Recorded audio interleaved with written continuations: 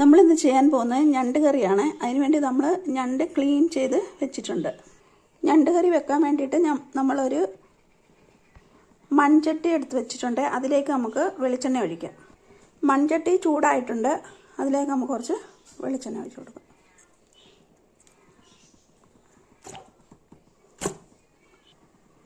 വെളിച്ചെണ്ണ ചൂടായി വന്നിട്ടുണ്ട്. അതിലേക്ക് നമുക്ക് കടുക് ഇട്ട് കൊടുക്കാം.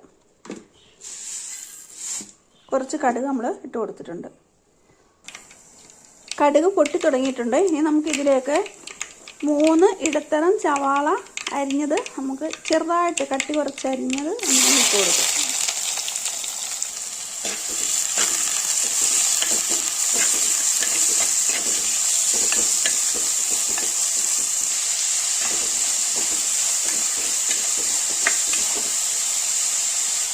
ഇതിലേക്ക് നമുക്ക് കുറച്ച് ഉപ്പിട്ട് കൊടുക്കാം.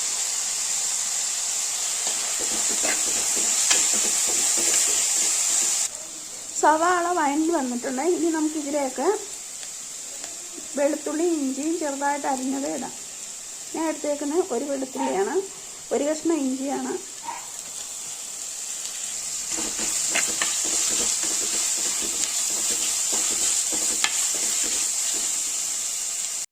ഇതിലേക്ക് നമുക്ക് 2 പച്ചമുളക് കീറിയിടാം.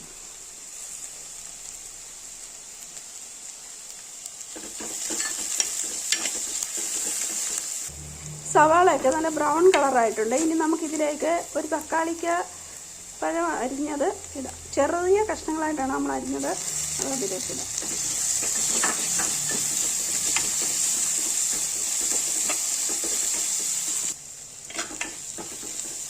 ഇനി നമുക്ക് ഇതിലേക്ക് കുറച്ച് കറിവേപ്പില ഇടാം.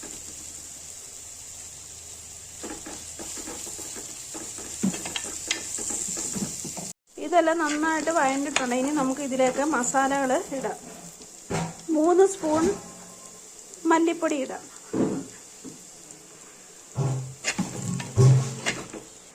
2 സ്പൂൺ മുളക് പൊടി, 1/2 സ്പൂൺ മഞ്ഞൾപ്പൊടി, 1 സ്പൂണ് ഗരം മസാല,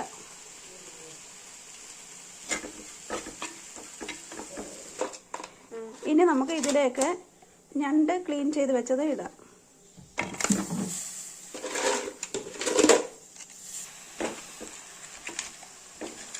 ഇത് നന്നായിട്ട് മിക്സ് ചെയ്യാം. ഇതിലേക്ക് ഗ്രേവിക്ക് ആവശ്യമായ വെള്ളം ഒഴിക്കാം.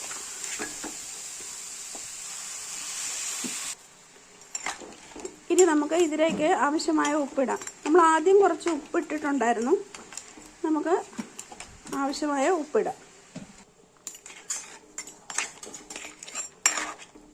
ഇനി നമുക്ക് കുറച്ച് കറിവേപ്പില ഇടാം.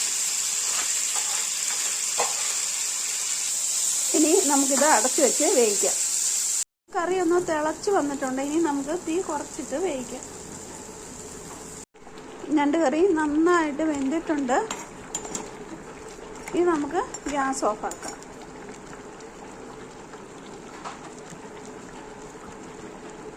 നല്ല രുചികരമായ ഞണ്ട് കറിയാണ് നമ്മൾ വെച്ചത്. അതേപോലെ എല്ലാവരും ഒന്ന് ട്രൈ ചെയ്ത് നോക്കണേ.